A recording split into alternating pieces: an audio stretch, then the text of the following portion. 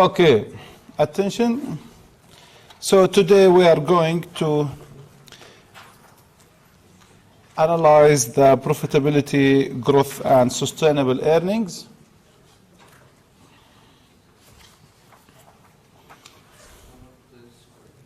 Sorry. Oops. Ooh. Sorry.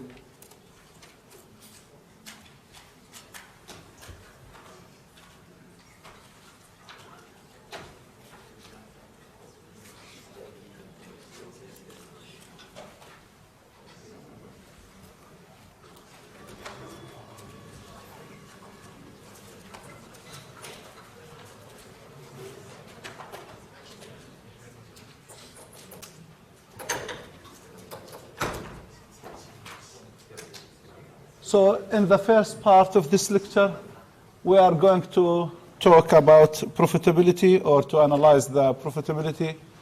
In the second part, we are going to talk about growth and sustainable earnings. Remember that residual income valuation model was perhaps the best valuation model. According to the residual earnings valuation model, residual earnings at time t is equal to the difference between the return on common equity at time t and the required return on equity times the lagged book value of equity at time t minus 1, right? Sometimes we use book value of equity at time t minus 1. The same, we are talking about the lagged equity. Remember also we said at that time that the required return is usually constant, but the return on common equity is variable, and also common equity is variable.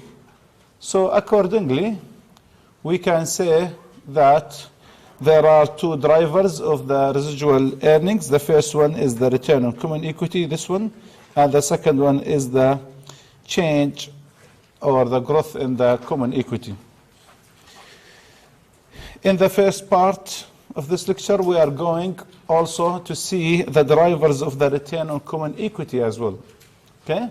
So each one, these are the two drivers of the residual earnings, but each one is also driven by certain variables or drivers. Okay?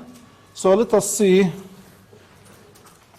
the drivers of the return on common equity.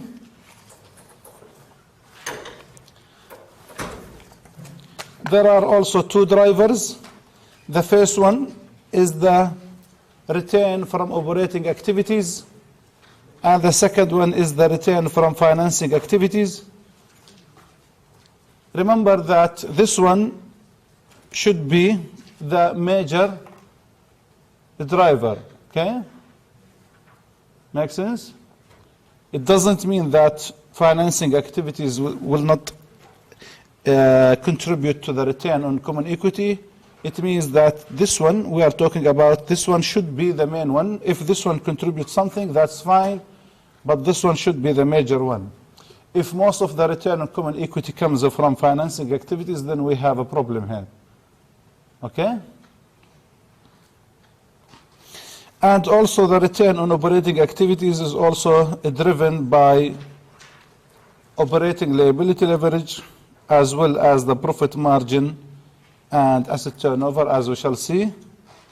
And also the return from financing activities also is driven by two factors, financial leverage and the operating spread. We are going to discuss each one of them in greater detail. So let us start with this one. Remember that the return on common equity is equal to comprehensive income divided by equity. In the denominator, sometimes we use the average equity, sometimes we use the lag. It depends on the context, right? I told you when to use each. Okay? This equation can be broken down as follows. Remember that comprehensive income is equal to operating income minus net financial expense. We are talking about figures here on after-tax basis, okay? On after-tax basis.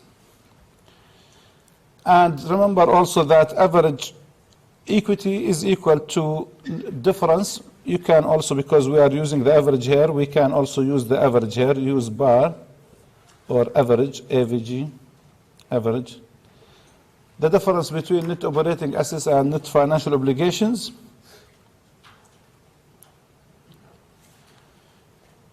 This formula also can be further broken down as follows. This one is equal to net operating assets divided by equity times the return on net operating assets minus NFO divided by CSE times net borrowing cost. If you are interested in the derivation, what we did here is, okay, let me show you the derivation because some people, they like these things. So, operating income minus net financial expense divided by common shareholders' equity. This minus this is the equity, okay? And this one is equal to operating income divided by common shareholders' equity minus net financial expense divided by common shareholders' equity. Now multiply each one by, so multiply this one, operating income divided by CSE times net operating assets divided by net operating assets. We are multiplying by 1, okay? Minus NFE divided by CSE times NFO divided by NFO.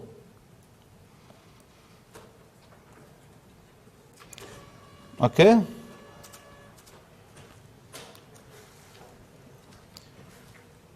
We can simplify the calculations as follows. Remember that operating income divided by net operating assets is the return on net operating assets. So we can write this part as follows. Net operating assets divided by equity multiplied by this divided by this, and that is equal to the return on net operating assets.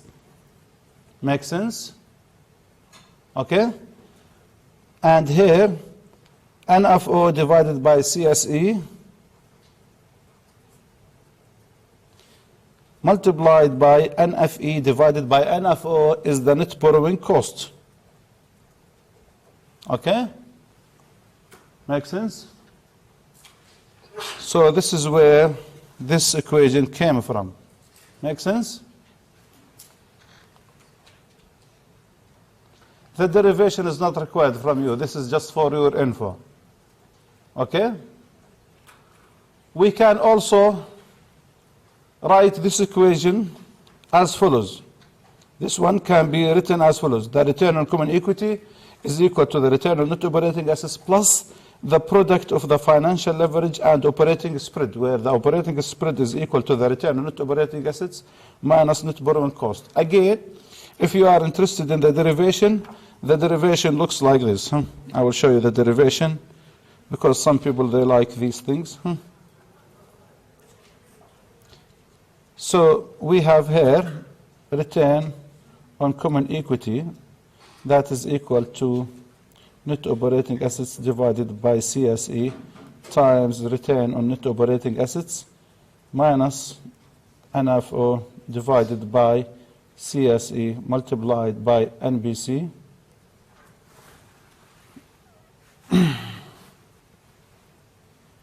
Okay? Remember that net operating assets is equal to what?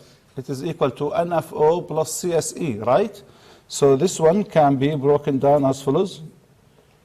NFO or NFO, or let us say CSE plus NFO divided by CSE times the return on net operating assets, okay, minus this quantity, down, all this quantity. And this one, CSE divided by CSE, it becomes 1 plus NFO divided by CSE multiplied, all multiplied by the return on net operating assets, okay, minus this quantity. Now multiply are the return on net operating assets by each term inside. So we have here the return on net operating assets plus the product of the return on net operating assets and this one. Remember that NFO divided by equity is financial leverage. Okay? NFO divided by equity is the financial leverage. So it becomes a plus return on net operating assets times financial leverage minus this quantity, again, NFO divided by common equity, that is equal to financial leverage times NBC. Okay? Now we can take, this one becomes the return on net operating assets plus, note that the financial leverage is common here. It is common here. So we can take it outside, it becomes financial leverage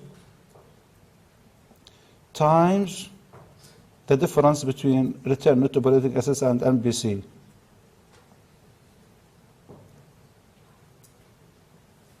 Okay? Make sense?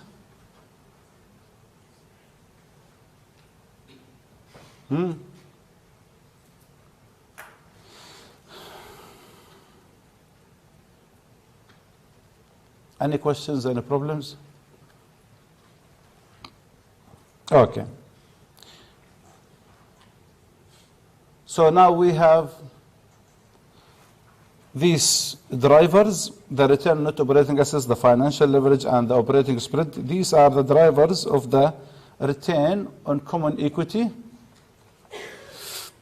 Remember that the financial leverage is the degree to which net operating assets are financed by borrowing, or also can be said about equity, or the proportion of debt relative to equity. Leverage, sometimes it is called gearing. There is another type of leverage, it is called operating liability leverage, and this one is the extent to which net operating assets are financed by operating liabilities. And that is equal to operating liabilities divided by net operating assets. Okay? Remember that this one can be written as follows: operating liabilities divided by operating assets minus operating liabilities.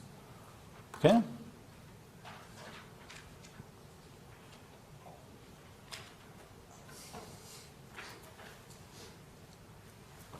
Now let us see the effect of the first one, the financial leverage. Again, the return on common equity is equal to the return on net operating assets plus the product of the financial leverage and the operating spread, where the operating spread is the difference between the return on net operating assets and the net borrowing cost. As we can see, again, we have three drivers. The first one is this, the second one is this, and the third one is this. So we have three drivers. Note that if the firm doesn't use debt in its business, in this case the return on common equity is equal to the return on net operating assets. If we do not have financial leverage, the return on common equity will be equal to the return on net operating assets, because this one is zero. If this one doesn't exist, then this one is equal to the return on net operating assets. However, with the presence of financial leverage, the return on common equity could be different from the return on net operating assets, and that depends on the difference between the return on net operating assets and the net borrowing cost. If the difference is positive, it means in this case the return on common equity will be greater than the return on net operating assets. Okay? Remember that NBC is the net borrowing cost. If we can borrow at a rate less than the return on our operations, this is good, right? This is good. We are financing our operations at a cost less than the return from our operations. So this will magnify our return on common equity. Make sense? So the return on common equity will be magnified if the difference between this and this is positive. Make sense? And if the difference is negative, then the return on common equity will be less than the return on net operating assets, because we are earning on our operations a return less than the cost of financing our operations. Make sense? Okay. So leverage is, as they normally say, it is a two-edged sword. It can magnify our return as well as our losses. Make sense? Okay.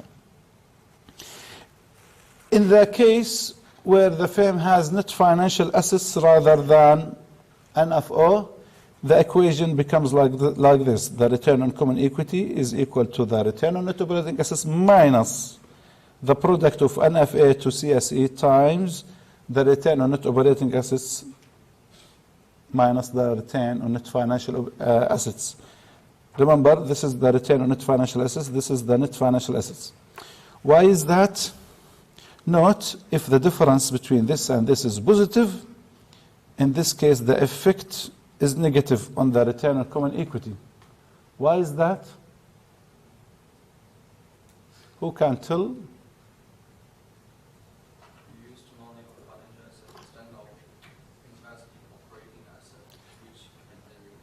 Excellent. So here, think about it in terms of the opportunity cost or the missed opportunities. For example, if the return on your operations is higher than the return on net financial assets, in this case, if you invest some of your assets in the financial assets, you are losing the difference between the return on your operations and the return you earn on your financial assets. Okay? Make sense? So this difference is a lost return or a missed opportunity. Make sense? It is like when you have a business and you can earn a return of 15% in your business, in your operations, and you have a surplus cash and you invest the surplus cash in financial assets that generate 5%. Why investing in 5% return when you have the opportunity to generate or earn 15%? The difference is a loss to you, right? Okay, the same. This is the key idea. Okay, let us see an example.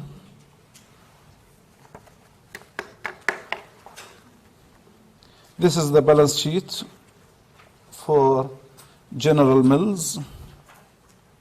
It is a reformulated balance sheet.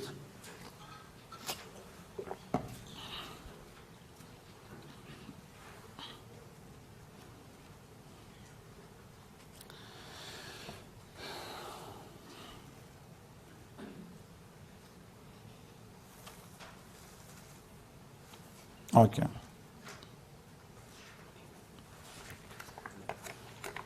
Okay, let us calculate the return on common equity using our formula. First step, we need to calculate the financial leverage. Financial leverage is equal to the net financial obligations divided by common equity. So it is this one divided by this. So we have 1.1.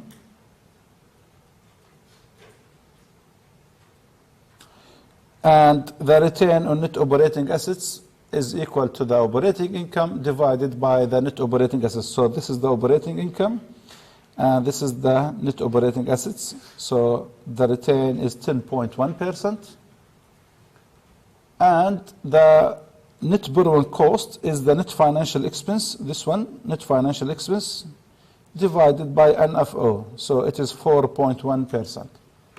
This is good. It is less than the return on net operating assets. Okay? Applying the formula, the return on common equity is equal to the return on net operating assets plus the product of the financial leverage and the operating spread. So we have a return of 16.7%. This is much bigger than the return on net operating assets. It is much bigger than the return on net operating assets. So the effect of leverage here is positive. Make sense? The effect of leverage is positive, or the firm was efficient in using its net financial obligations. Make sense? It is like when you borrow money to invest in something. If you are a professional investor, you should, of course, invest in something or assets that generate a return greater than the cost of borrowing. This is the idea, right? So here, the effect of leverage is positive. If you didn't use, or if this firm didn't use leverage, in this case, the return on common equity will be similar to the return on net operating assets. Okay?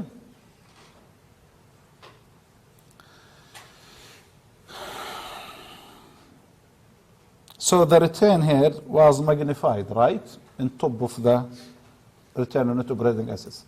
Now what if the return on net operating assets fell to 2%? This is less than 4.1, the NBC.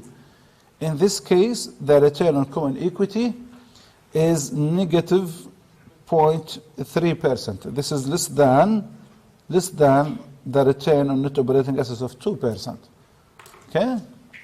So the return or the loss here was magnified.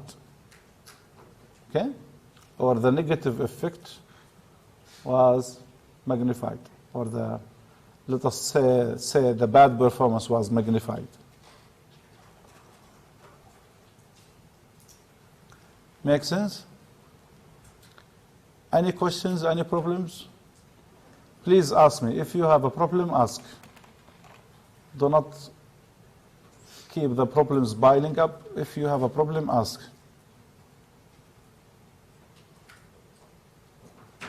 No questions? Okay. Now let us see the other type of leverage. We call it operating liabilities leverage. Remember that the return on net operating assets is equal to operating income after tax divided by the net operating assets. And this one is equal to operating assets minus operating liabilities. You remember?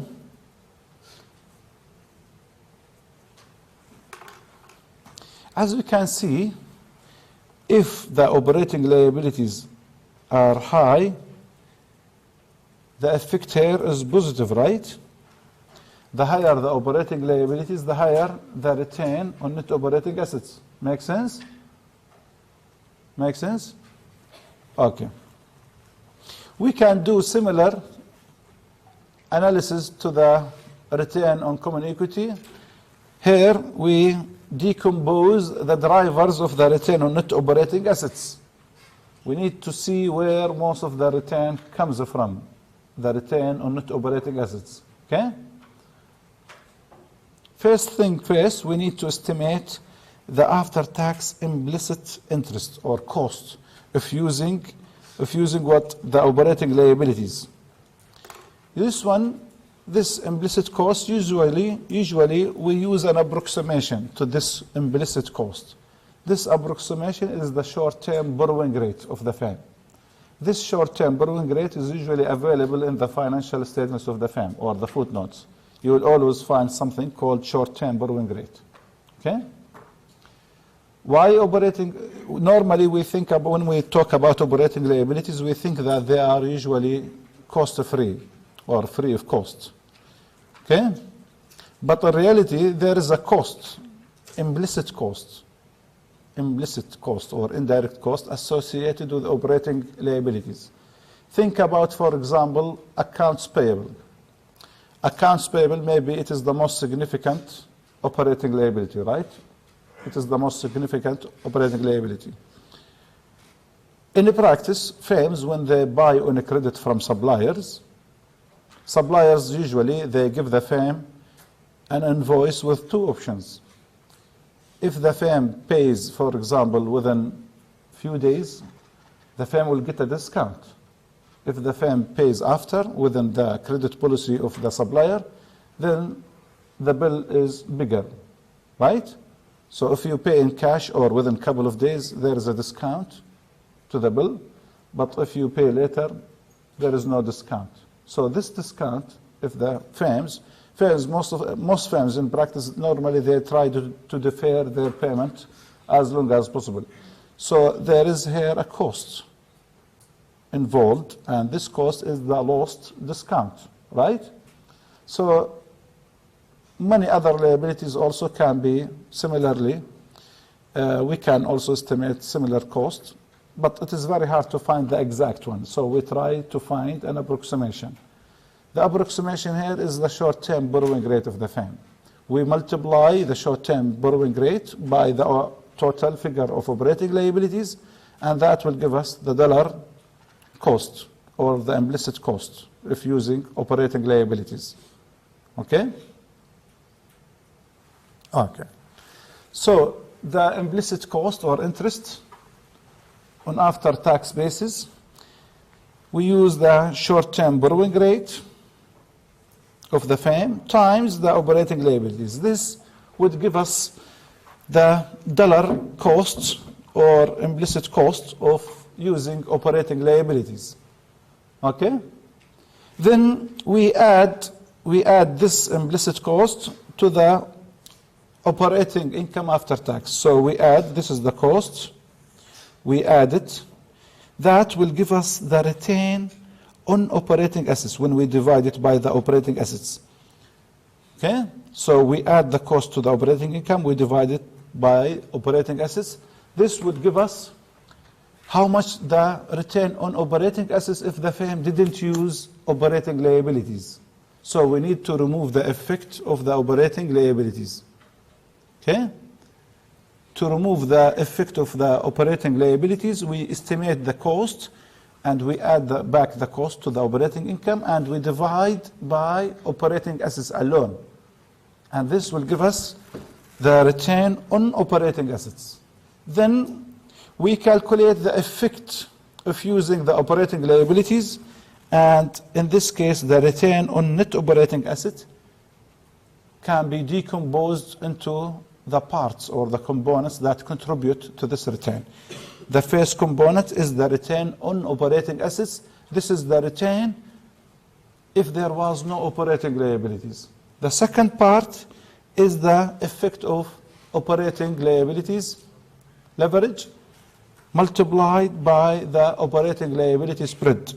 Operating liability spread is the return on operating assets minus the short-term borrowing rate.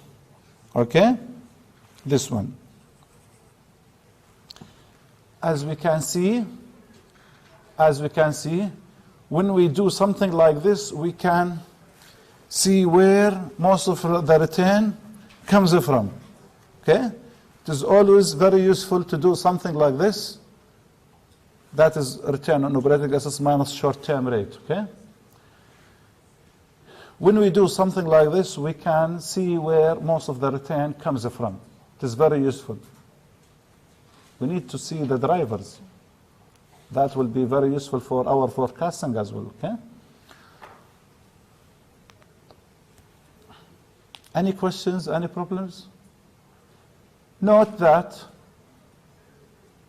if the firm doesn't use operating liabilities, in this case, the return on net operating assets is equal to the return on operating assets. Okay? So if this one is 0, the operating liability leverage, if this one is 0, in this case, the return on net operating assets is equal to the return on operating assets. Make sense? Okay. Because of the, and if the firm uses operating liabilities, in this case, this one will be equal to this one if the spread here is 0, but this one will be greater than this one if the spread here is positive, and this one will be less than this one if the spread here is negative. Okay? Most of the time, the spread here, the spread is positive. Not always, but most of the time. Because operating liability is usually the cost of using, the implicit cost is usually very small. Okay?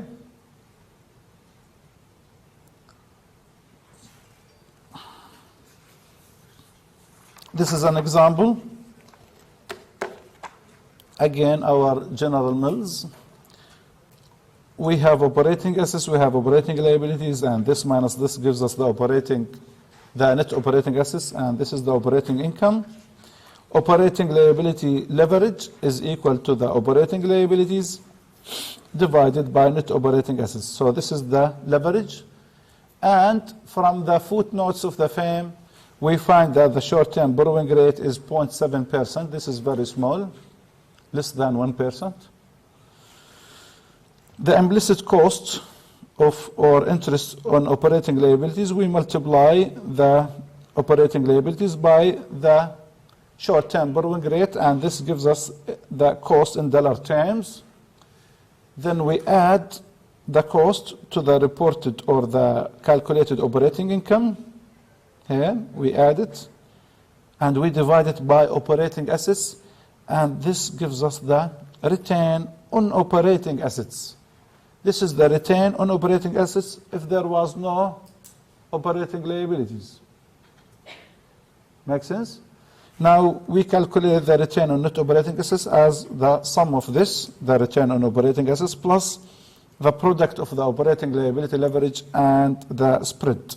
The difference, this one is the return on operating assets, and this one is the short-term borrowing rate. Okay? As we can see, the return on net operating assets is 10.1%. Okay? It is, you can get this number by dividing operating income by net operating assets. That will give you the same number like this one. Okay? This is equal to operating income divided by net operating assets. This is the compact or very compact, or let us say very straightforward formula. But we are analysts, and we need to know where most of the return comes from. So this formula is very useful because it tells us where most of the return comes from. Is it from the return on operating assets or the effect of leverage or the spread? We need to know. Okay?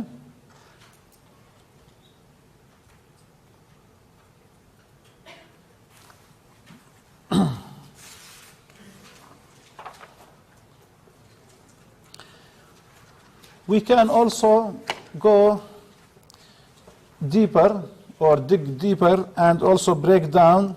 So this is the return on common equity. It is equal to the return on net operating assets plus the product of financial leverage and the operating spread. We have already seen the drivers of this one. We have already seen how the effect of this one.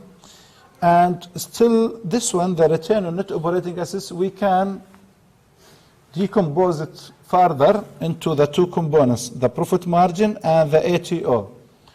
The ATO is the asset turnover ratio. It is not Australian Taxation Office? Okay. So the profit margin is the operating income after tax divided by sales, and ATO is sales divided by net operating assets.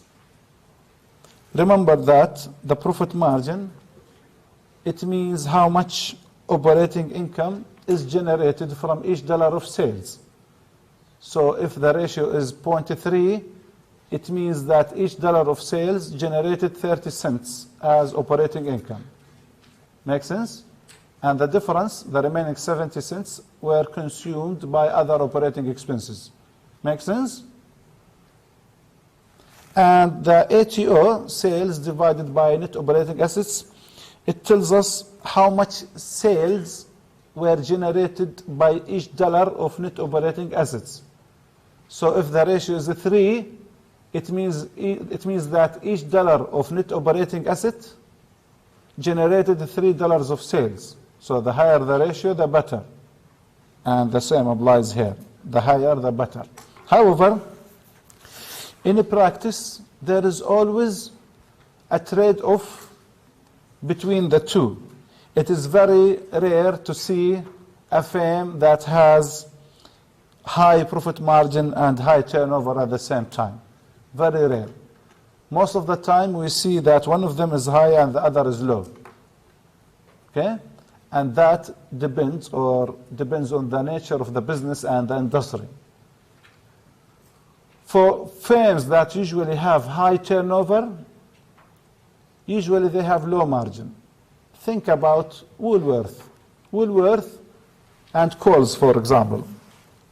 They have high turnover because people, they need to eat every day, right? They need food stuff every day. So the turnover is high. Make sense? But the profit margin for each item, the profit margin from each item sold is very small. This small profit margin is offset by the high turnover. Okay? Think about now on the other side, there are some firms where the opposite is true. The profit margin is high, but the turnover is low. Think about car dealers or furniture firms that sell furniture. People do not buy furniture every day, right? So because the turnover is low, the profit margin is usually high.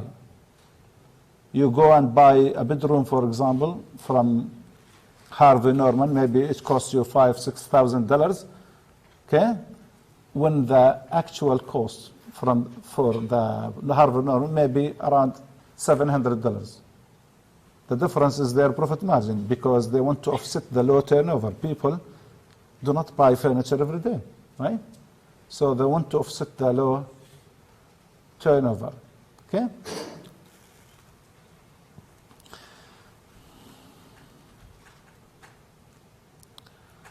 Any questions, any problems?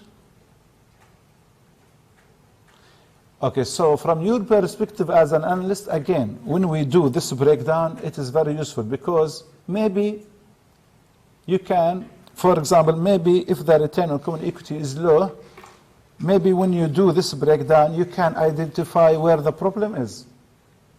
Maybe the problem is in the ATO. The ATO is very low. If the ATO is very low, it is likely that the firm has a lot of non-productive assets. In this case, the firm should sell off or dispose of some of its assets in order to improve the turnover. Maybe this ratio is high or fair, but this profit margin is low. In this case, the firm maybe should improve its efficiency to reduce the cost and improve the margin. Okay? So we can always identify the problem when we do this kind of analysis. Make sense?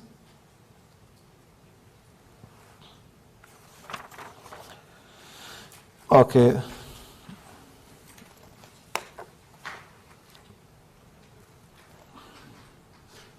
So once you have analyzed the profitability of the firm, have a look at its current and past trend, and then ask yourself whether the trend can continue in the future and what the firm could do to improve the return on common equity.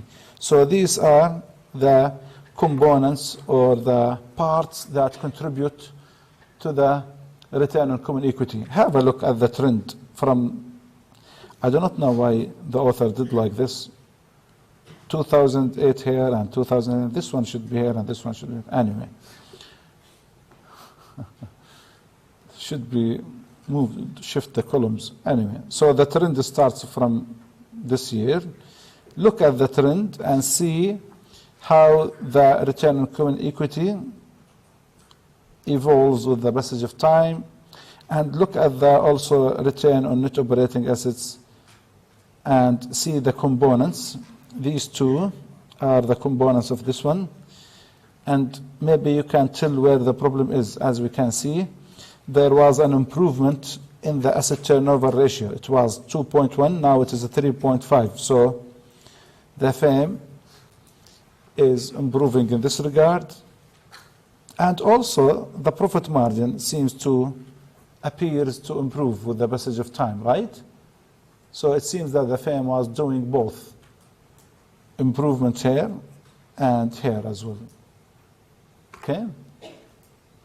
Make sense? Okay, beautiful.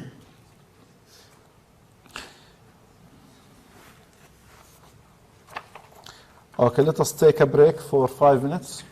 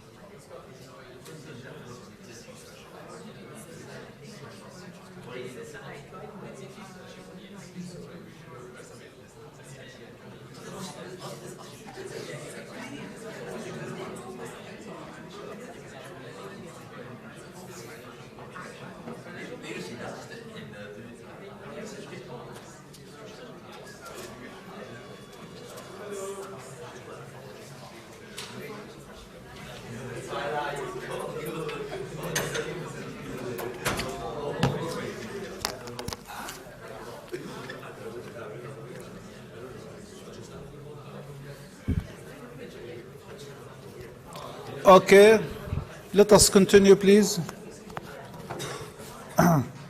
Okay, let us discuss the second part, the analysis of growth and sustainable earnings.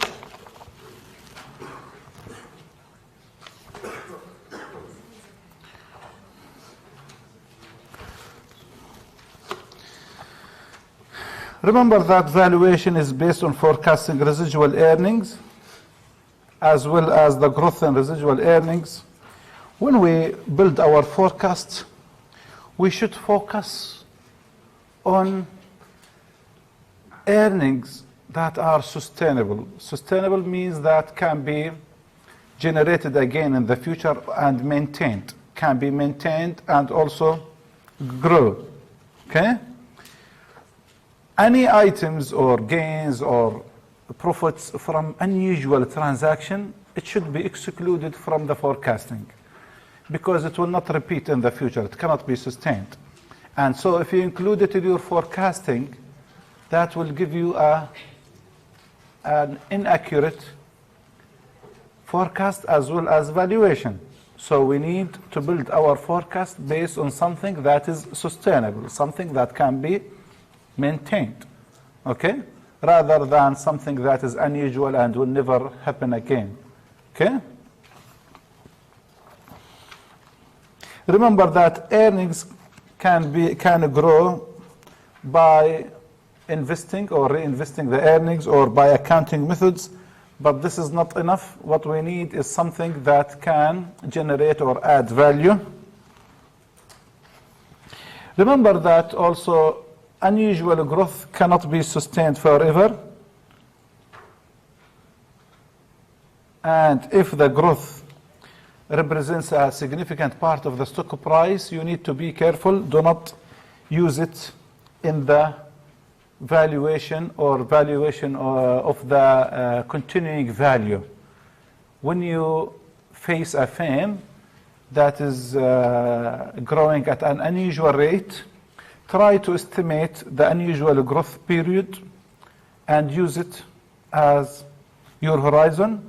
By the end of your horizon, you should calculate the continuing value based on a growth rate that can be sustained. Do not use the unusual growth rate within your horizon. Okay? So you forecast up to the end of the unusual growth period. Okay? And by the end of this unusual growth period, you use a reasonable growth rate for years after to calculate the continuing value.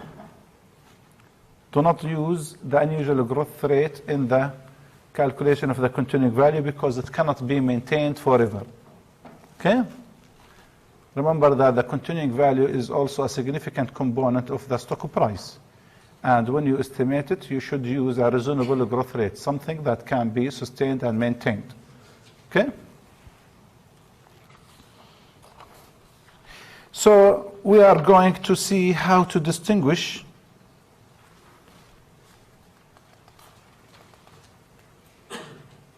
between sustainable earnings and unsustainable earnings. Sustainable earnings are sometimes called core earnings. Core earnings. Sometimes they are called persistent earnings. Sometimes they are called underlying earnings. When we identify core earnings, we are normalizing the earnings because we need to isolate the effect of unusual items or earnings. Unsustainable earnings are also sometimes they are called unusual items, sometimes they are called transitory earnings, sometimes they are called extraordinary. They have the nature of non-repeating. They do not repeat frequently. So when you analyze operating income, make sure that you make a clear distinction between core operating income and unusual items. Because when you build up your forecast, you should focus on the core operating income. This is the one that you should focus on when you build up your forecast and also valuation. And when it comes to the core operating income, it is always useful to split it into two parts: core operating income from sales and core operating income from sources other than sales, or core other operating income. Okay?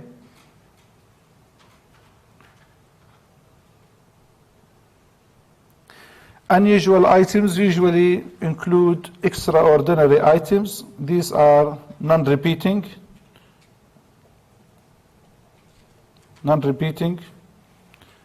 and also those that cannot be easily forecasted. Even if they appear each year, sometimes they are difficult to forecast, such as, for example, currency gains and losses, gains and losses from the use of derivatives, gains and losses from marking some balance sheet items to the market.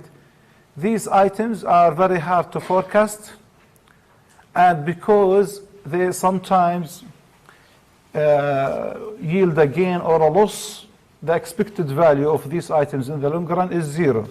So if you ignore the unusual items from your forecast, that's fine. This is not a big drama. You should focus on the core items. Okay? Make sense? Okay.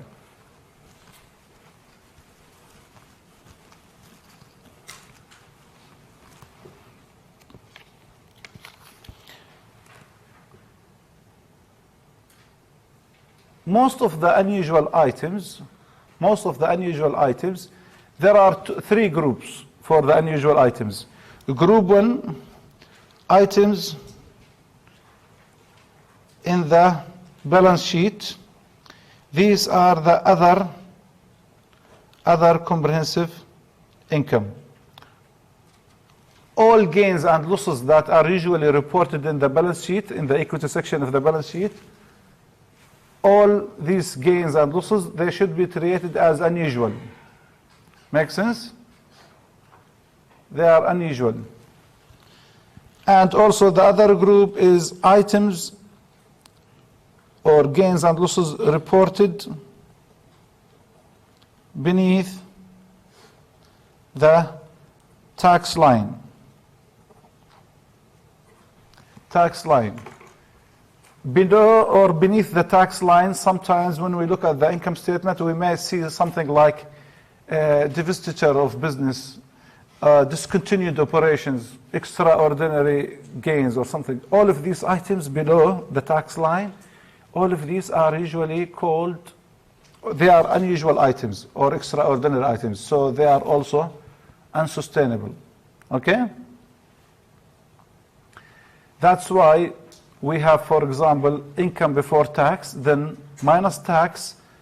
That gives us this gives us income before extraordinary items. Then we subtract or add the extraordinary items, and that gives us the income. Okay? So these extraordinary items, after we pay the tax, we add or subtract these extraordinary items. All of these are unusual items. They are usually reported on after-tax basis. Okay? The third group, items above the tax line, but infrequent. They do not recur every year. Okay? Sometimes there are items that are reported above the tax line, such as, for example, restructuring charge. This charge is tax deductible. So it is reported above the tax line, but it is unusual. It doesn't repeat every year. Make sense? Okay. So now you know how to distinguish them. Huh? Very easy. Three groups. The first group are those gains and losses reported in the balance sheet under the equity section. The second group are those reported beneath the tax line in the income statement. And the third group are those items reported above the tax line, but they are infrequent. They do not occur every year. Okay? So this is how to reformulate the income statement, similar to the former reformulation, but here we give them different names. We give core and unusual. So core operating income, usually we start with the sales revenue, the core one, core cost of goods sold, and then we have core gross margin, then core operating expenses, then we have core operating income from sales before tax. Then we calculate the tax on this core operating income from sales, as we used to do before. We take the tax reported, and then we add the tax benefit from net financial expense. We add it, or we subtract the tax on net financial income. It depends on whether we have financial expense or income. If it was an expense, we calculate the tax benefit and we add it back. If it was a net financial income, we calculate the tax on the income and we subtract it from the reported tax. The same applies here. Tax minus tax allocated to core other operating income, or plus tax benefit on other operating loss or expense. It depends whether we have an income or a loss. Make sense? Minus tax allocated to unusual items, again, assuming that this one is a gain. If it is a loss, we calculate the tax benefit and we add rather than subtract. Make sense? Okay.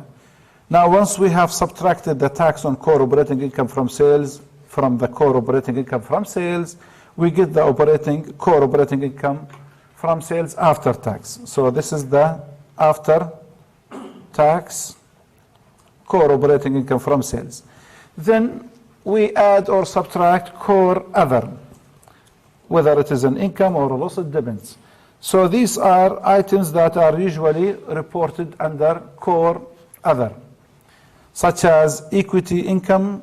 This one shouldn't be subsidiaries. This one should be associates. Subsidiaries means that we have more than 50% of shares. In this case, if we have a subsidiary, then the costs here, the operating costs and the revenues would be merged with our firm. But if we have associates where our shares here, we own less than 50% of shares, in this case, we do not consolidate their income, their costs and revenues. Rather, instead, we report our slice in their income. Okay? Plus or minus income from joint venture, it depends on whether we have income or loss. And also expected earnings on pension assets, other income not from sales if it is recurring or repeating. Once we have summed them, we calculate the tax on them and we get the after-tax core other. Then we combine it with the after-tax core from operating income from sales. This will give us the core operating income after tax. After tax. Make sense? Then we group the unusual items together. Look at these unusual items. These are unusual items provided that they are either do not repeat in the future or hard to forecast. Okay? If they meet these two conditions, then we should report them as unusual. If they meet one of these two. Okay? Such as special charges, special liability accruals, non-recurring items, asset write-downs, changes in estimates, startup cost expense, profits and losses from asset sales, restructuring charges. This one, sometimes for some firms, especially old firms, maybe you may see restructuring charges every year. It depends on whether it is expected to continue or not. Most of the time, it is unusual. Profit and losses from discontinued operations, extraordinary operating items, accounting changes. As we can see, all of these items, they have the nature of non-repeating. They do not repeat every year. Non-recurring, okay? So we treat them as unusual.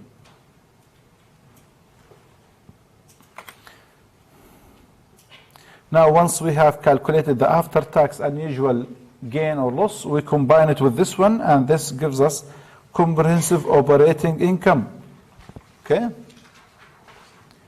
As we can see, the word comprehensive means that we also include here the items that are also on the balance sheet, right?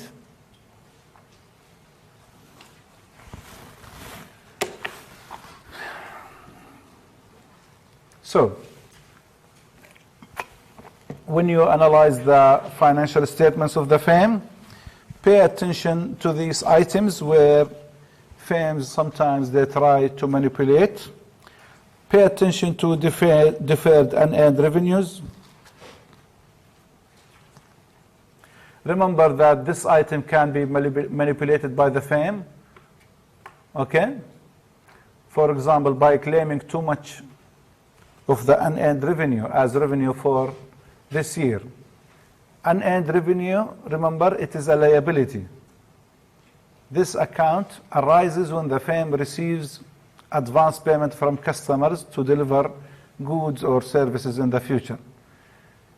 The firm should allocate or should claim that part of the revenue that has been earned. Okay?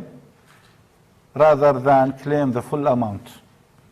If the firm claims the full amount, in this case, current year's revenue might be inflated, and this will not happen again in the future. So it is not sustainable. Okay? Imagine a firm that got a contract from the government to build some bridges or pave some streets or something for 100 million, let us say. Normally, these projects, they need many years to accomplish, right? So if the firm claimed the full amount or the full value of the contract as revenue for this year, this will be at the expense of the revenues in the future years. So this will inflate current year's revenue. So we may see an unusual growth in the revenue for this year relative to last year. But this unusual growth in revenue cannot be maintained in the subsequent years. Why? Because of the way the firm dealt with the revenue. It claimed most of the or all of the value of the contract. This is not fair. Okay? So you need to be careful. Also, restructuring charges, asset impairments, special charges. Again, most of the time, these are unusual items. Most of the time. Sometimes they may appear frequently. In this case, if you can forecast them, that's fine. If you cannot, that's okay if you drop them. Okay?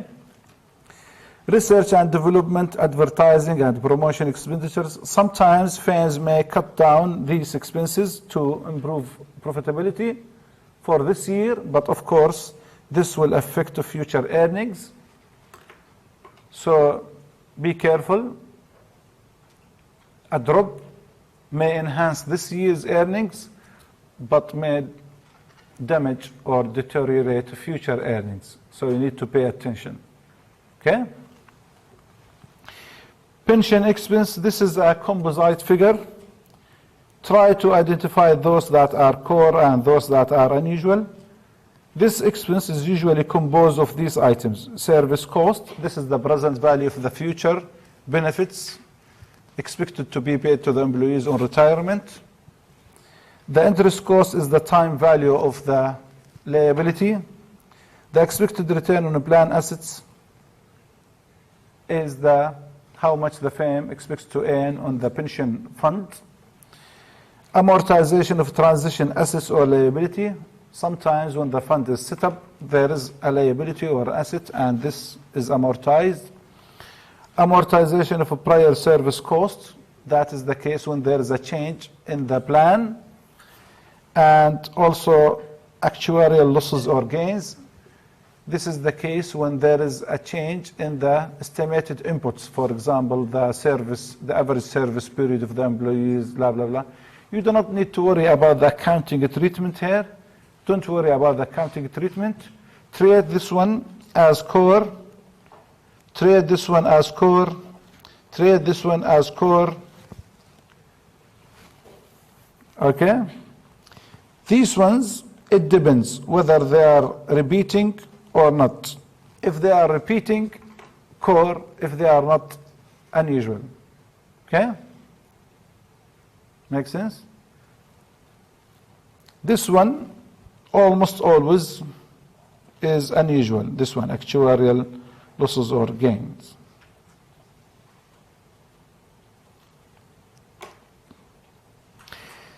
Changes in estimates, such as the bad debt, warranty expenses, depreciation, and accrued expenses. treat the effect of these changes as unusual. What do you mean? When I say treat it as unusual, what do I mean by that? If there is a reduction in the expense because of the changes in estimate, you should add back the reduction in the expense and restate the income. Okay? For example, maybe there is an increase this year in earnings by the increase is 5 million. Why is that? Because there was a reduction in the estimates. You shouldn't accept that if the change is not valid. You shouldn't accept that. You should remove the increase in earnings because of the change in estimates. Okay? Growth in earnings should be coming from genuine and valid reasons, such as the growth in the sales of the firm, something like that, okay? Rather than something that is subjective. Okay?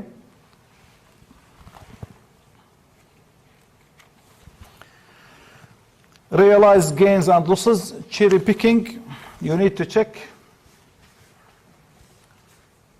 Why is that? If you still remember, some items are reported in the income statement, right? And some gains and losses are reported in the balance sheet. And we said that gains and losses reported in the balance sheet are unusual. It is possible that a firm may make a lot of gains in a particular year on these unusual items that should be reported in the balance sheet. But to fool the market, the firm reports the gain in the income statement in order to be treated as core. Because the firm is aware that the market pays attention to the core profit rather than the unusual items. So the firm may shift the reporting from the balance sheet to the income statement in order to give impression to the market that the firm is improving. Although this gain should be reported in the balance sheet and should be treated as unusual. So you need to check. Okay? Unrealized gains and losses in equity and also debt investment. Treat as unusual. Unrealized gains and losses from fair value accounting, unusual. Fair value accounting, this is the case when the firm revalue some of its assets, either up or down. If it is up, there is a gain, and this gain should be treated as unusual. If the revaluation is down, there is a loss, and this loss also should be treated as unusual. Make sense? Okay. Income taxes, like such as loss carry forward, treated as unusual. Other income, check, could include interest income. It should be excluded from the calculation of other income. This one should be used in the calculation of net financial expense or net financial income. So it shouldn't be included in the calculation of operating income. It is a financial item, right?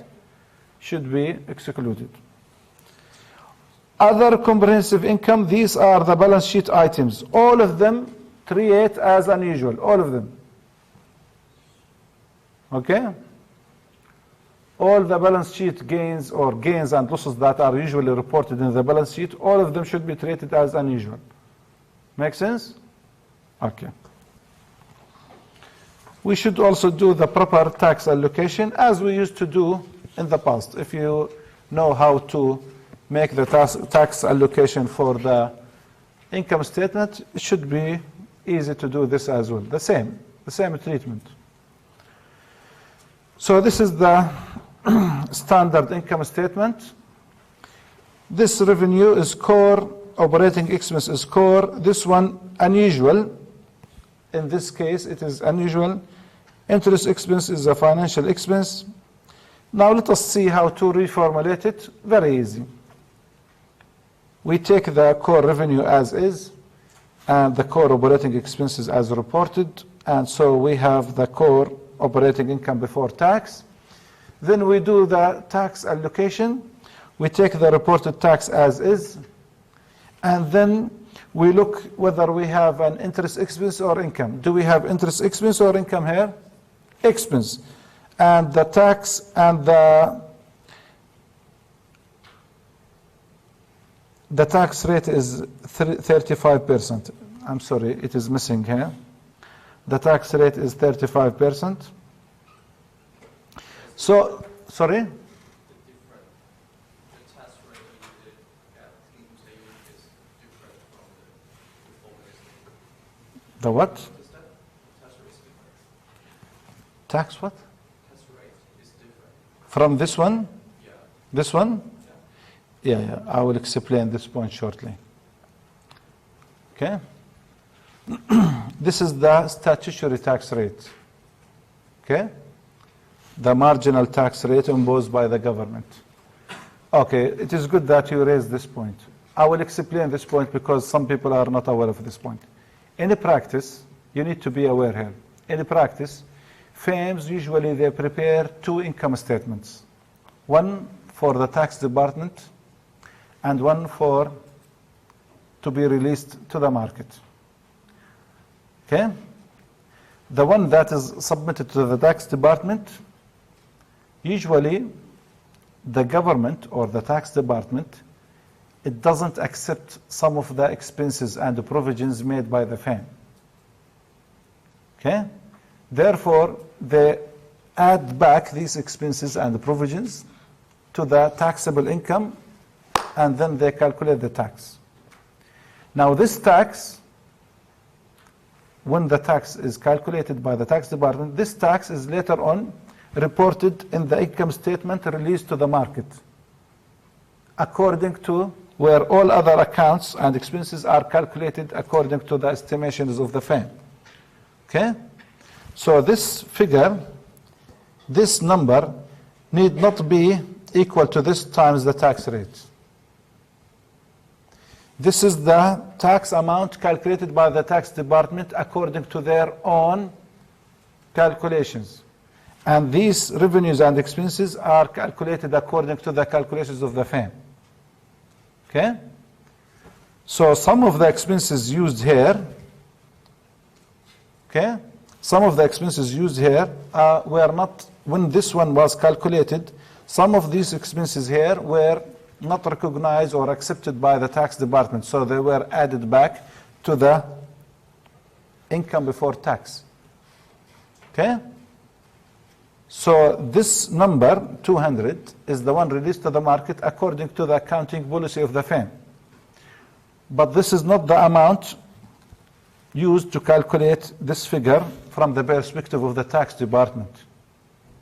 Okay? Make sense?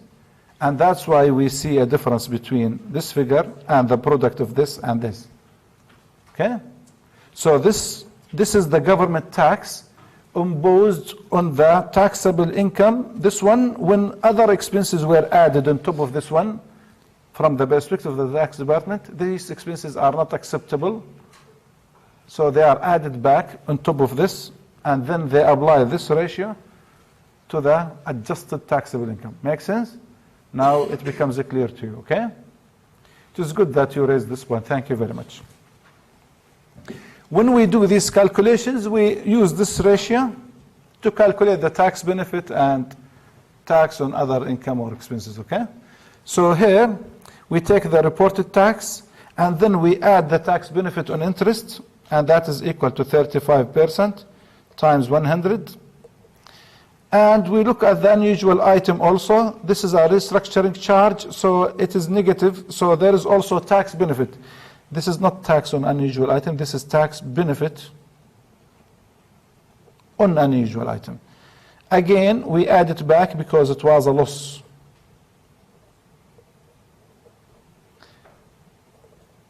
Okay, this is 0.35 times 100, this is 0.35 times 300. Okay, so there was a charge which is tax deductible. Because it is tax deductible, there is a tax benefit here or saving. So we calculate the tax saving and we add it back. So this is how much the tax on this operating income should be if there was or there were no interest expense and unusual items. Make sense? Make sense? Okay. So this minus this gives us the after-tax core operating income. The next step is to calculate the unusual items with its tax benefit. So this is the unusual charge, this is the tax benefit, and this minus this gives us the after-tax unusual charge. This minus this gives us this. So this is the operating income after tax. Okay? So this minus this gives us the operating income after tax. The next step is to calculate the after-tax net interest expense or net interest income. We have interest expense here. This is 100. This is the tax benefit. This minus this gives us the after-tax net interest expense. This minus this gives us the after-tax income or the net income. Make sense?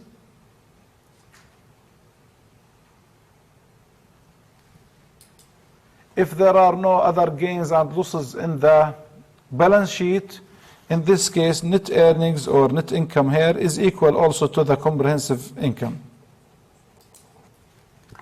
Okay? This is another realistic example for General Mills. As we can see, we have operating revenues, we have cost of sales, this is the margin, and these are the core operating expenses. And this is the expected return on the pension asset. It is excluded. Note, this is an income that was used in the calculation of the operating income. So we remove it from this figure. This minus this gives us this. Why? This one is core but other. It is core other. So it shouldn't be included in the calculation of core operating income from sales. This is the return on the pension assets. It has nothing to do with sales. So we remove it from the operating income from sales if it was reported there. And we recognize it down here when we calculate core other. So we put it here. Okay? Make sense? If it was included in the calculation of the reported operating income, we remove it when we calculate operating income from sales, and we report it separately along with other core operating income. Make sense? Okay. We have here the tax treatment. As we can see, this is the reported tax, and this is the tax on pension return. It is equal to the return times the tax rate. So we remove it because it is an income. So the tax on this income is removed from the calculation of the tax on operating income from sales. We have also tax benefit from divestiture gain. This is not a gain actually. If you go down here, divestiture loss. So it was a loss. This is just the generic name. The general name. So think about it from the divestiture gain or loss.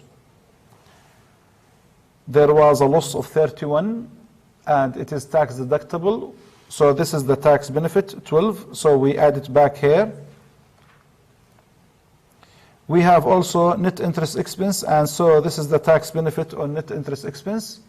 So the sum gives us the tax on operating income from sales. This minus this gives us the core operating income from sales after tax. The next step is to calculate the after-tax core other. Okay?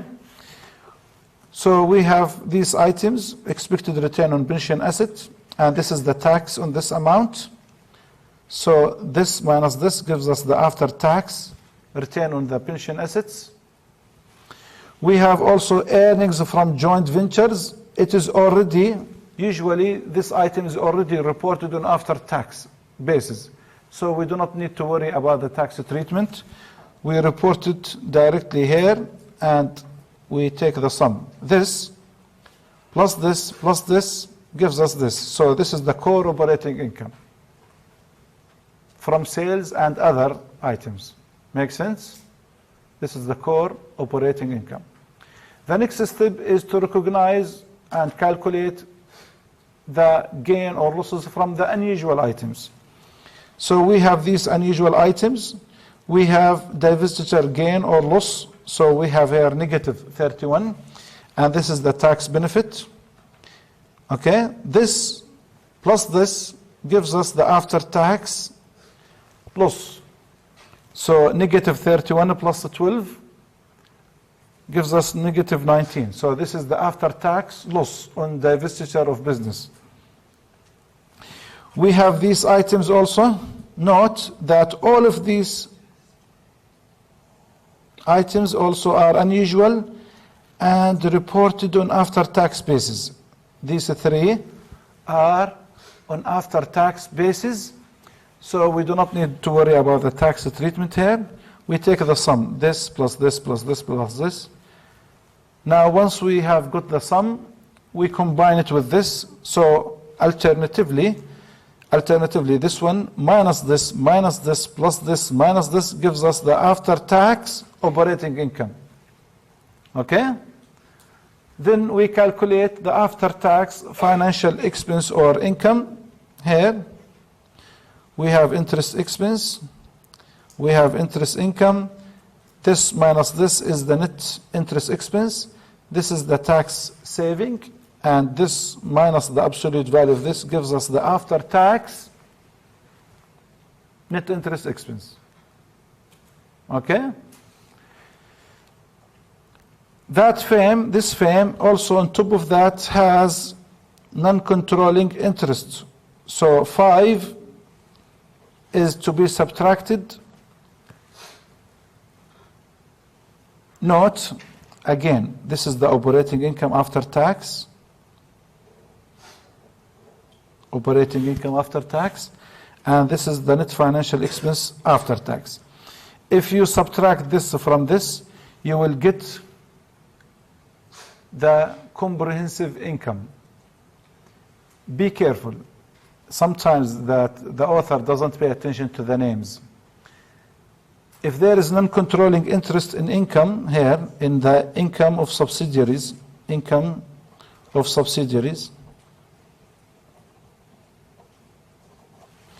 this is the slice of the income in our subsidiaries that belong to others. Okay? If you do not subtract it, you get to the comprehensive income. But if you subtract this one from the difference between this and this, like this minus this gives you this. So this is the comprehensive income to common shareholders. This is how it should be written, to common shareholders. Okay? To common shareholders. Because we exclude the income that belongs to others in our subsidiaries. So once you exclude their slice, then we get the comprehensive income to our common shareholders. Make sense? Okay. So now once we have identified the core operating items and the unusual items, the next step also is to do the proper split of the return on net operating assets. We split it into two parts: core operating income relative to net operating assets and the unusual. This one also should be broken down further into core from sales relative to net operating assets and core other relative to the net operating assets. All the income items here should be in after-tax basis. This one should be after tax, this one should be after tax, and this one should be after tax. Once you do this breakdown, look at the weight of each component of these in the return on net operating assets. See where most of the return on net operating assets comes from. If most of the return comes from these two items, that's fine. But if most of the return comes from this item, this is bad. Okay? So if this one if this one is the major driver of the return on net operating assets, we say that the return is of poor or low quality. Okay? Most of the return should come from the core items, whether from sales or other. Make sense? Okay. We can split this one also into two components, core sales profit margin and ATO.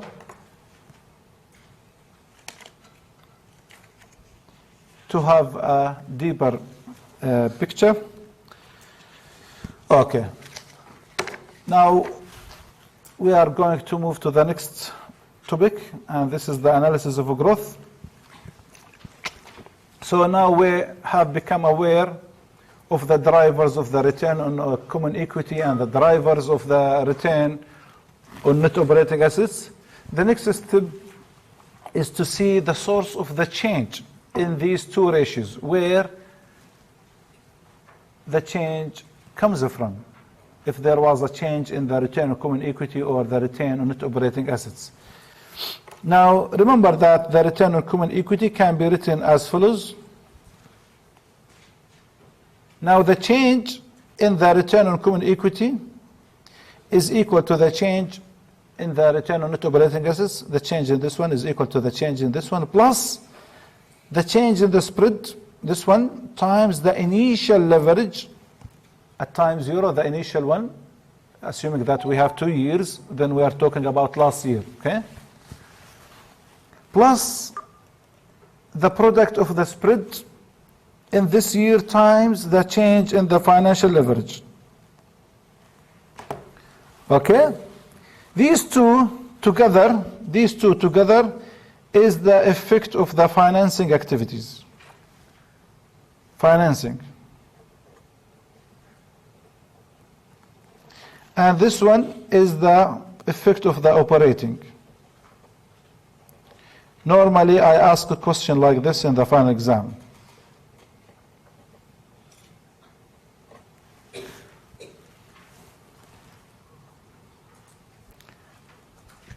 Normally, I ask a question like this in the exam. We can do similar also analysis to the change in the return on net operating assets to see where the change comes from. Let me show you an example. In the exam, final exam, I may ask you a question like this in the final exam.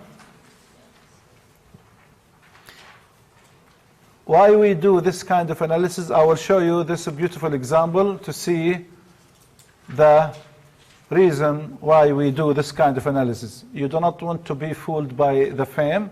You need to see where the change is coming from, okay? This is a real example. It happened in 1996. Reebok, you know Reebok is a firm that manufactures athletic stuff like shoes, sport suits, something like that, right?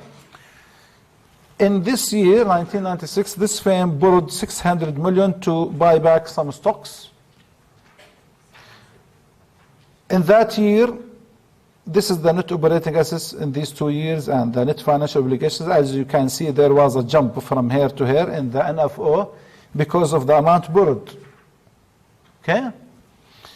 And there was a reduction in the equity from here to here because of the equity bought back. Right? There was also a huge jump in the financial leverage ratio from here to here because of the amount borrowed. Note something very interesting here. Look at this calculation. If in 1996,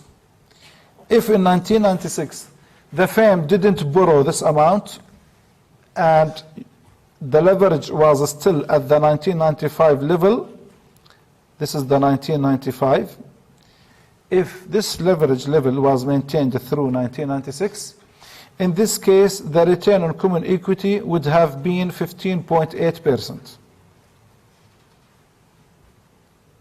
This is assuming that the firm didn't do this transaction. This one is far less than the return on common equity in 1995. If you still remember, it was 19.2%. There was, if the firm didn't do this transaction, the reduction or the fall in the return on common equity would have been more than 3.7%, right? This minus this, how much? Could you please calculate? 3.4%. The reduction would have been 3.4%. This is not a good news to the market. This is assuming that the firm didn't do this transaction. But because the firm did this transaction, because the firm bought back some equity, the actual decrease was from here to here. It was a very trivial decrease, only 0.3%. This is the actual decrease after this transaction. Make sense? So this is a kind of, the firm was trying to fool the market. Okay? The firm realized in that year that there was a drop in the return on common equity. So to alleviate the drop, the firm borrowed money, bought back some equity in order to smooth or alleviate the effect of the drop in the return on common equity. If the firm didn't do that, the actual return should have been 15.8%. But because the firm bought some equity, the actual drop was only 0.3%. As you can see, firms in practice can do many things to improve their ratios and figures and indicators. And you, as an analyst, shouldn't be fooled by these kinds of transactions. If there is a change or an increase in the return, that should come from genuine reasons, not transactions like these. Okay? Okay. So this is how we decompose the change in the return on common equity. The change in that year was this minus this, so it is negative 0.3%. This is the change in the return on common equity. Now let us see where the change comes from. Remember that the change in common equity, return on common equity, is equal to the change, this is the change in the return on net operating assets, plus 2.9%. This is the change in the spread.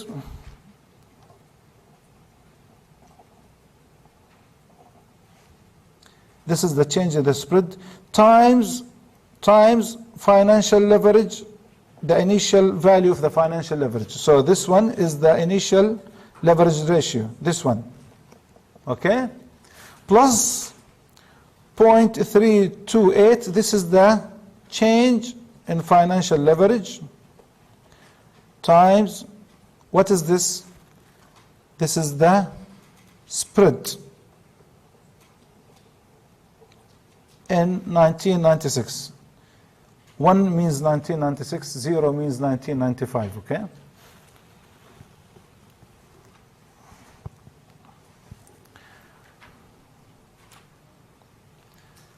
As you can see, this is the drop in the return on operations, and these two together, this and this, is the contribution of the financing transaction or the financial transaction, this transaction. This is the effect of a financing or financial transaction. It alleviated the drop in the return on operating assets, okay? In order to enhance the return on common equity. Again, if the firm didn't do that, the drop would have been from 19.2 down to 15.8. But because of this transaction, the drop was only from here to here, only 0.3%. Okay? So you should see where the change comes from. We can also decompose the net borrowing cost, if you are interested in doing that, into core, net financial expense, and unusual financial or financing expense. These are items that are usually used in the calculation of core financial expense. And these are items that are unusual.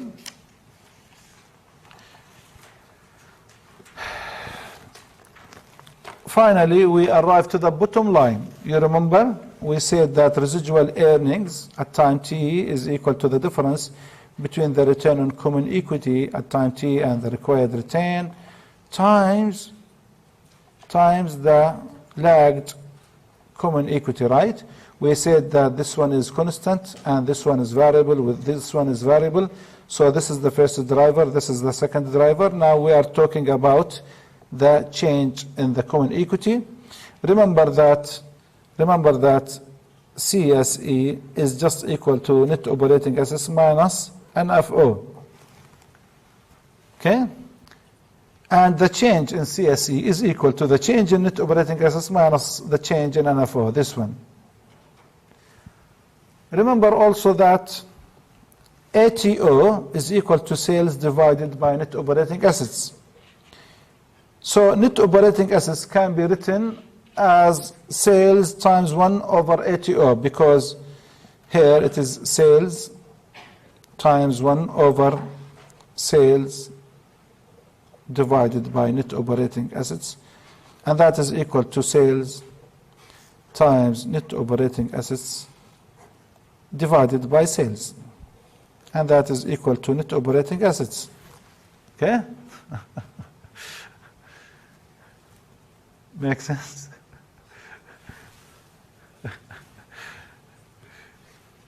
This is the meaning, this is what it means to be an analyst.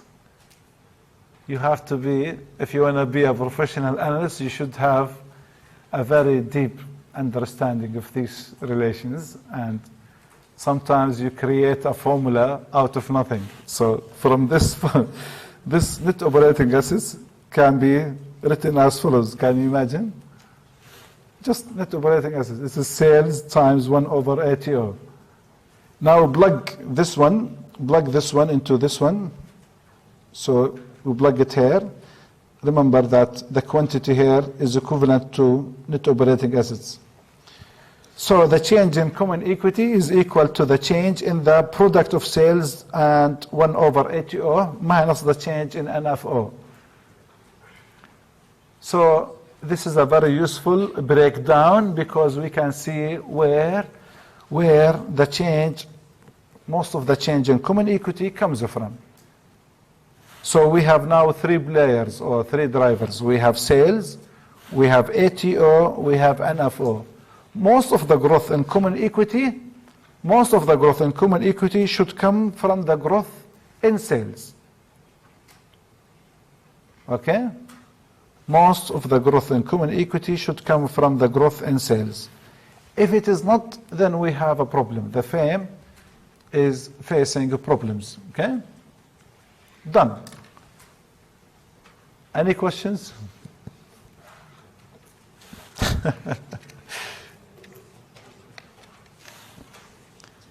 Okay, done. These are just the steps for you. Any questions? Any problems? I'll tell you something. Again, I would like to assure you, I will help you prepare for the final exam. I will tell you where the questions are coming from which slides, from the slides numbers, everything. But I'm giving you, I increase the volume of this unit because I need your best interest. I want to give you a comprehensive exposure to this kind of analysis and business. Okay? By the end of this semester, you will feel it. You will feel that you have gained a lot of knowledge. Okay? It is always for your best interest. Okay? So next week is a break, right? Okay, this Friday is the Good Friday, right? Okay, have a Good Friday, all of you.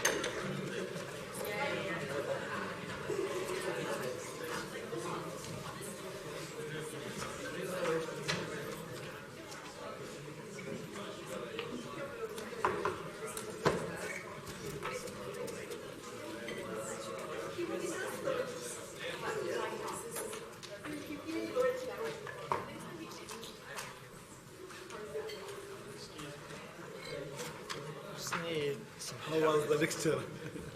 lots of content. I'll definitely be going over it. Yeah. What I suggest always, this is my strategy to, or my advice to all students. Have a look at the lecture notes beforehand. Then come here, pay attention, clarify anything you didn't understand. Then go home, read the lecture notes again, and listen to the recording. To my explanation. Yeah, I think I'll be That- rewatching it. Yeah, if you spend, this unit, if you spend on average 6 hours per week, should be fine. Yeah, that seems reasonable. Any questions? My question was, how do we find the correct earnings per share for the assignment? Okay. I will, because some students are confused, some of them are using also figures in US dollars, some of them are in Aussie dollar, blah, blah, blah. I will put announcement on Oh, okay. in a couple of days, within this week, maybe tomorrow or after. Yeah. I will give you the correct starting point, the earning per share to start building on, okay? Yeah. Don't worry. All right. Wonderful. Because Thank you. many students, they have the same problem. Yes, sir? Here.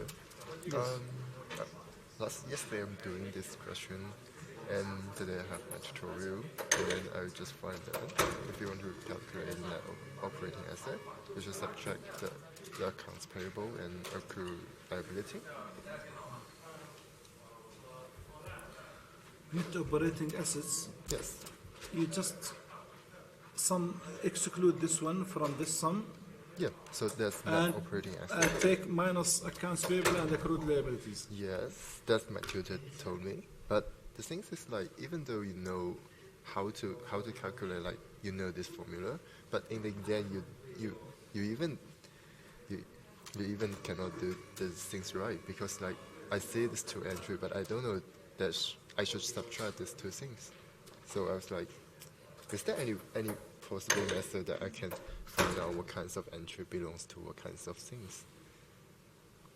We discussed them during the lecture. We told you operating liabilities, usually accounts payable, accrued liabilities, all of these are operating liabilities. Oh yes. Actually, there's a slide discuss like what kinds of entry belongs to what. Yes, but should I like remember all these things? Because like in different situations, the entry can belong to different things. Like, for example, I told you if the accounts payable, if we do not have a footnotes, Yeah. treat all accounts payable as operating liability. oh, And also accrued expenses, yeah, accrued liabilities, okay? okay, If we have footnote, look at the accounts payable. If some of them are interest bearing, these interest bearing accounts payable are to be treated as financial liability. Otherwise, treat all of them as operating. So we do not have a footnote here. So this one is operating liability. This one is operating liability. This one is a financial. yeah, financial. Financial liability are those liabilities that have the nature of borrowing, Yes. and all else are to be treated as operating. Yes, but the thing is it's not a long-term debt. You're doing investment and then you get repayment from No, that. long-term debt is borrowing. We borrow money from others. Oh, you. So this is a financial liability. Yes. Here, this is the short-term investment. This is when we buy debt securities of other. We invest in other debt securities issued by other firms. So we are lending money. So they have the nature of lending. So financial assets are those investments that have the nature of lending. Financial liabilities are It's those borrowing. amounts that have the accounts that have the nature of borrowing. Yeah, Okay? yeah. But All so else are to be treated as operating. why the interest payment is included in operating activities? Because like interest payment is like you. We always exclude interest payment. Oh, oh, good. When we calculate the adjusted C, for example, Where is if you still remember, when we calculate adjusted C, we add back the after-tax net interest paid because we want to exclude its effect because initially it was subtracted, so we add it back. Yep. And when we calculate, for example, operating income, we exclude also the effect of the interest expense on the tax on operating income and so on. We always try to isolate them. Also, you added that to operating. It depends on whether we have interest expense or income. If we have interest expense, means that there was tax saving. So we add back the saving to calculate how much the tax on operating income should be if there was no interest expense. Okay? If there was interest income, it means that the tax bill was inflated by this extra tax on income. So we subtract the tax on this interest income from the reported tax. We subtract. Also, tax and interest payments not included operating. You shouldn't include. We always, this is what we have been doing all the way. We always exclude their effect.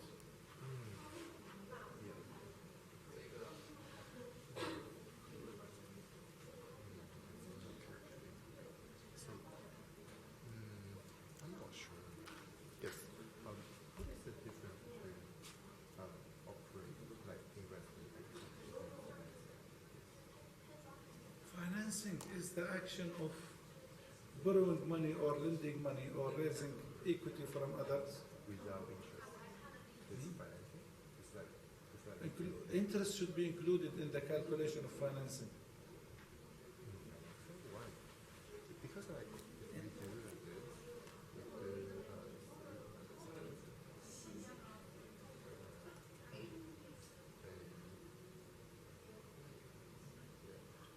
with the With operating assets. so we minus like the cash put into C minus I is equal to operating income minus the change in operating obligation. assets. Yeah. Operating asset. This is not interest. This is investment. Investment, yes. Yes, so